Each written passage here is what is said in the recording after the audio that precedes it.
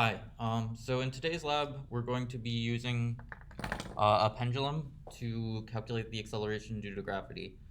And so I wanted to quickly go over how we get the equation that's given in the manual for the pendulum.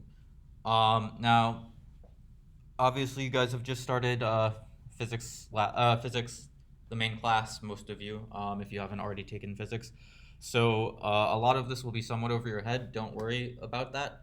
I just want to show it briefly so that you have some idea of the physics behind it. For the actual lab, all you need to know is the equation that's given at the end. Um, but first, let's talk about what is a simple pendulum. So the idea of a simple pendulum is that you have some object at the end of a massless string. Now, obviously, all strings in reality have some mass, but we use the idea of massless because it makes the problem much simpler, and it's very accurate as long as your string is very light compared to whatever you have at the end of it. So we'll draw an object at the end of a string. This object is sometimes called the bob. Um, but anyway, we just have a string and a mass or a bob at the end. So in order to solve this, we're just going to consider it at an arbitrary angle like I've drawn. And we'll call this angle theta. Now we're going to use what's called a force diagram or free body diagram in order to look at the forces on the mass. So one force that's on the mass will be the tension of the string pulling along the string.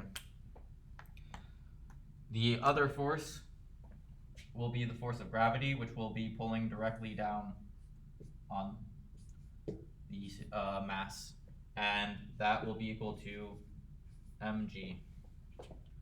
Or if you want to consider up as positive, you can write negative mg. So in order to solve this, what we're going to do is we're going to break the force of gravity up into two components. One of those components will be in the direction of the string, which we'll call the radial direction. And we'll just call that Fr. Now that will be directly canceled by the force of tension in the string. So we don't need to worry about that component. Because we're assuming that the string isn't stretching and that it's just moving perfectly along an arc, we know these two forces will cancel, otherwise it would be accelerating in one way or the other along the length of the string, which is not what happens. So then we'll also have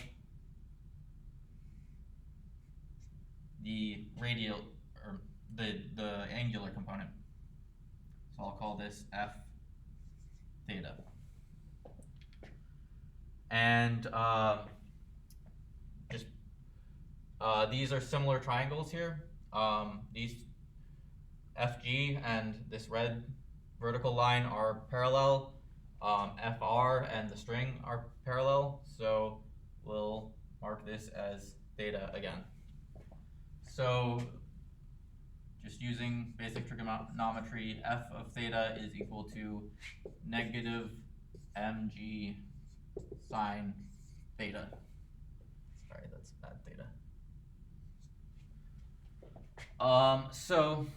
And we do need the negative there. If this is a positive angle, then the force is in the opposite direction, so that would be, it would be pushing in a negative angle. If we called this a negative angle, this would be pushing in the positive angular direction. So we do want that negative sign there. Now, hopefully you have heard the general expression force equals mass times acceleration before. So what we're going to say is that this is equal to mass times acceleration. And really, we should maybe label that as a theta, since we're using f theta, but it doesn't really matter. That's the only acceleration we're going to have in this problem. So now we can cancel the masses here, and we get acceleration is equal to g sine theta. Now we're working with acceleration that's just along the angular direction, but we have an angle in here. What we can use is that if we want the position along this arc, then that position is equal to the length of this string. So we'll call this length L. And so we'll call this X here. So X is just equal to L times theta. And so we'll substitute that in there, just divide by L, and you have A is equal to G sine of X over L. Now, there's a couple things we need to use here to make this easier.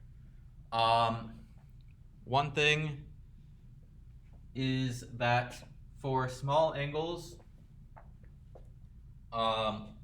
we use a small angle approximation, which is that sine of theta is approximately equal to theta.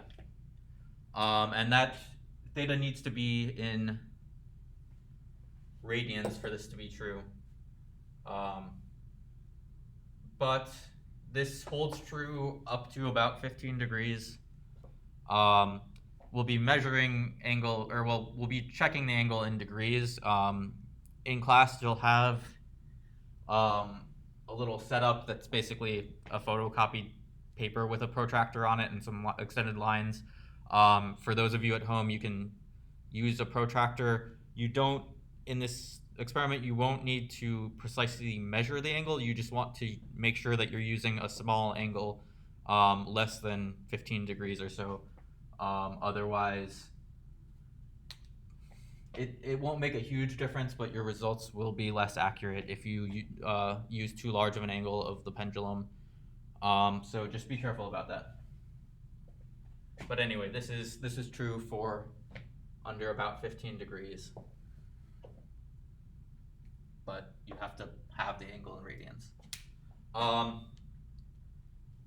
So if we use that on this X over L part, what we end up with is A equals G X over L. Now, the acceleration is the second derivative of the position with respect to time. So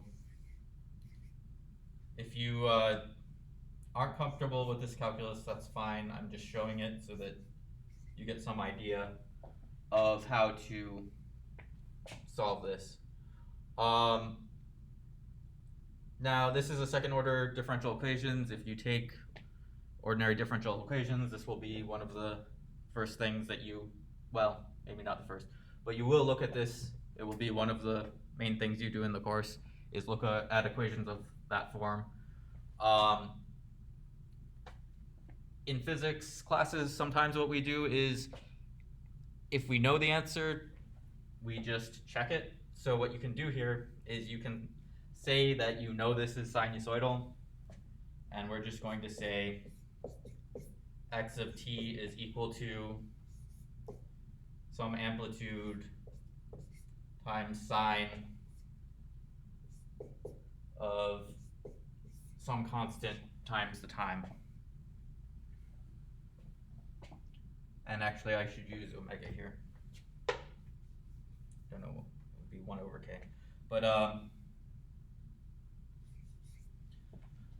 So omega here is an angular frequency. A is the amplitude, which will just depend on how far you pull the pendulum. But if we plug this, our guess solution, into the equation here, then we get, if you take the second derivative, you'll get omega squared comes outside, and you'll get a negative. But what you have is second derivative is negative a omega squared sine omega t. And then we put just the regular term in there, so that's equal to g over L a sine omega t. And so a bunch of things cancel here. Oh, and where did I lose my negative sign? Yeah, I lost the negative sign. There.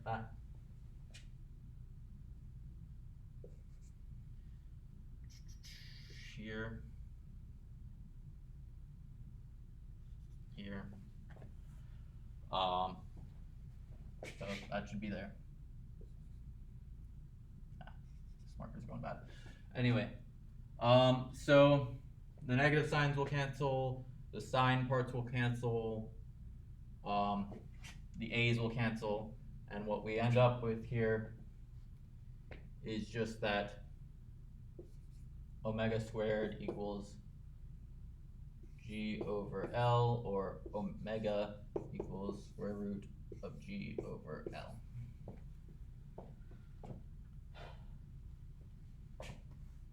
Now, we want this in terms of period. That's what we're going to be measuring here. So period is the amount of time it takes for one full swing forward and backwards. Something that you'll have to be careful of when you're measuring the period by hand is that you want to start at a maximum and then end at the maximum on the same side. If you just like do one maximum to the maximum on the other side, that's half the period. Also, if you're starting and stopping at the middle, then you have to wait for it to cross the other way and then come back and be going the same way. So I would recommend starting at, if you're looking at it from here, either start at the left maximum or the right maximum and then stop at that point again. If you do the middle, it gets confusing because you might, if you're not paying attention to which direction it's going, you might get half the period, you might get the period, you might get 1.5. So we'll go over that more when we go over how to perform the lab, but I just wanted to say something about that. Anyway, so we have the angular frequency, and the angular frequency is just equal to 2 pi times the frequency, which is then equal to 2 pi over the period. If you know sines and cosines, you'll know that whatever you have here is 2 pi. If you have some constant inside, that's 2 pi times the frequency. And then period is just 1 over frequency. So if we plug that in there, we get that 2 pi over t equals square root of g over L. If we want to solve that for the period, then we get 2 pi square root of L over g equals the period. And you'll see that there's no dependence on mass here. That's kind of related to the fact that all things fall at the same rate. What this means is that if you have a certain length string, as long as the string doesn't break, it doesn't matter how much mass is hanging from that string. If it's the same length, it will have the same period. So you can, use this to keep time if you have a very precise uh, length of string and you tie something to it, it will oscillate with the same period. Uh, as long as, gravity is the same, which it's not exactly the same everywhere on Earth, but it's pretty close. And this is sometimes used in certain grandfather clocks, I believe, to keep time. Anyway, what we'll be doing today is actually, or in this week's lab, is measuring the period and trying to calculate gravity. So if we want to rearrange that to solve for gravity, what we end up with is that G is equal to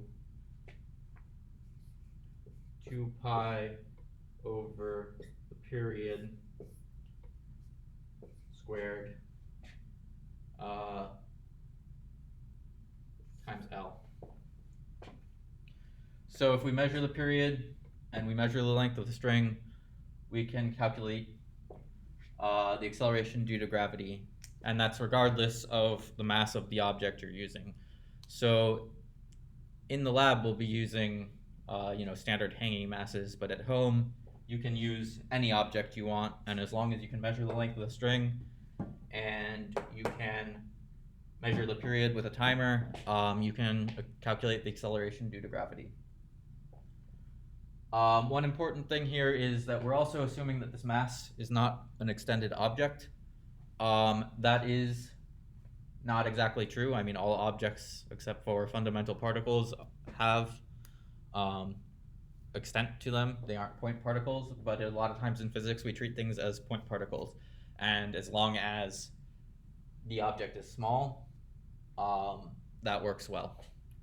So you don't want to use an object that's super long or anything. We'll go over how to do the actual experiment later. Anyway, that's how you solve the simple pendulum and get the equations that we'll be using this week.